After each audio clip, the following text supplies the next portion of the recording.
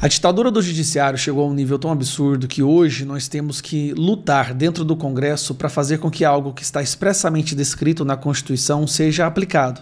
A nossa Constituição explicita, escancara que na votação deve haver uma contagem pública dos votos. Contagem pública dos votos. Como poderia haver uma contagem pública dos votos se eles acontecem de forma binária dentro de um software, em um computador, com total controle de autoridades que não receberam voto nenhum? Bom, o simples fato de eu estar falando isso aqui pode ser interpretado por essa ditadura do judiciário como um atentado à democracia. Sim, o fato de um cidadão, no caso um parlamentar, estar pedindo transparência nas eleições, estar pedindo para que a Constituição seja aplicada como está escrita, é um atentado contra a democracia e pode até dar prisão. Esse é o Brasil de hoje. Exatamente como o Maduro fazia. Ou faz, né? Bom, hoje se realizou no Congresso, numa das comissões, uma audiência pública sobre voto impresso com contagem pública. Algo que nós já fizemos inúmeras vezes. Inclusive, já aprovamos PEC, PL, tudo que você puder imaginar para que as eleições aconteçam com voto impresso e contagem pública. Só que o STF interfere, derruba e a gente está aí na luta. Só que essa foi a primeira vez que o ministro do STF participou da audiência. Participou e disse algo muito interessante. Vou deixar para vocês escutarem agora o ministro, excelentíssimo ministro Cássio Nunes, que participou hoje da audiência pública sobre voto impresso e, obviamente, contagem pública. O Tribunal da Democracia precisa da participação de todos os poderes. A presente audiência, a meu sentir, é mais uma demonstração inequívoca do interesse do Poder Legislativo em dar a sua parcela de contribuição para o fortalecimento do nosso processo eleitoral.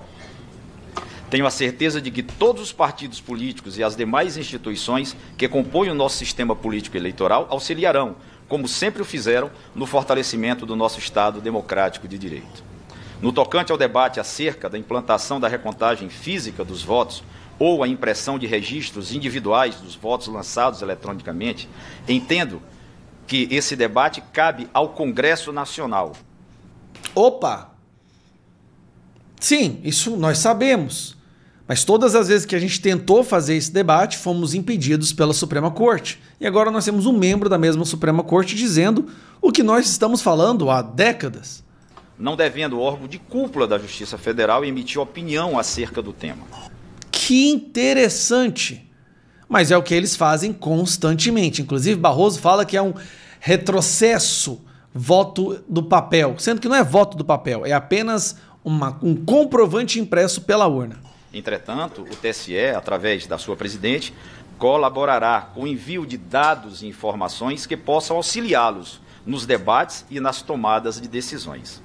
Por exemplo, provavelmente se debaterá se o tempo médio das votações será alterado, com uma eventual impressão de um comprovante de votação. Será necessário ou não o aumento de sessões eleitorais? Se o tempo for um pouco maior, isso não importa, porque a transparência, o preço, o valor da transparência supera qualquer atraso na entrega do resultado. Nos Estados Unidos, o voto foi impresso e eles entregaram no mesmo dia. Urnas de mesários, de gastos com transporte, alimentação, suprimentos. E esse custo? De qual? Qualquer que seja o custo, não tem problema, porque a democracia não tem preço. Monta será. A custódia e o transporte de comprovantes impressos de votação reclamarão mais recursos financeiros, humanos, institucionais? Esse modelo é capaz de identificar, em caso de discrepância da contagem eletrônica imediata e a contagem de verificação manual, onde reside exatamente a falha, o erro? A gente só vai saber depois que apresentar, né? Então já há uma possibilidade de ter falha aí. Há risco de se incrementar a judicialização? Nós só não temos judicialização mais agora porque não tem como provar nada que ninguém fala. Hoje só é impossível você judicializar uma eleição porque não tem como. Não tem comprovante, não tem nada, não tem lastro. Não tem, inclusive, quando se tenta judicializar, leva uma multa de 22 milhões. Qual eleição seria mais adequada para um projeto piloto, acaso seja essa a vontade do povo brasileiro representada pelo Parlamento brasileiro? Haveria o aumento de número de sessões eleitorais em decorrência do tempo, da elevação do tempo de votação? Não vai elevar o tempo de votação em nada.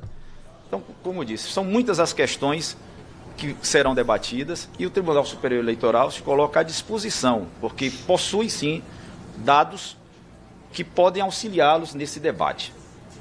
Como disse, esse debate está no foro correto. Obrigado. Obrigado, Cássio. Sim. É a primeira vez, talvez, que a gente tem um ministro do STF falando isso. A Casa do Povo. Concluo minha fala lembrando de uma passagem de uma música de Jorge Aragão chamada Coisa de Pele, que vaticinou: é o povo quem produz o show e assina a direção. Muito obrigado e uma excelente audiência pública para vocês. É só isso que a gente pede. A pergunta é por que todas as vezes que a gente chega até o ponto de votar na comissão, o STF interfere. Barroso vai lá falar com o presidente de partido. E quando a gente vota o projeto, eles derrubam na canetada na Suprema Corte. Tudo que o povo... O primeiro passo para a pacificação do Brasil é transparência nas eleições. Isso tudo que aconteceu nos últimos anos, todo 8 de janeiro, é porque não houve transparência. Não só não houve transparência, como houve uma clara interferência favorecendo um dos lados. Quando que a gente vai viver num país pacífico se isso não acontece? Como? Não tem... O primeiro passo é transparência. Depois, realmente uma justiça que seja imparcial. É pedir muito isso? Não, ao invés de ser imparcial, está tentando censurar totalmente um dos lados, prender e caçar. Desse jeito, o Brasil não vai entrar em paz. Mas acredito que agora, com a comissão, nós vamos apresentar novamente o projeto, nós vamos aprovar esse projeto na comissão, nós vamos levar ele para plenário. A pergunta é, depois que ele for aprovado, vai ter interferência de novo?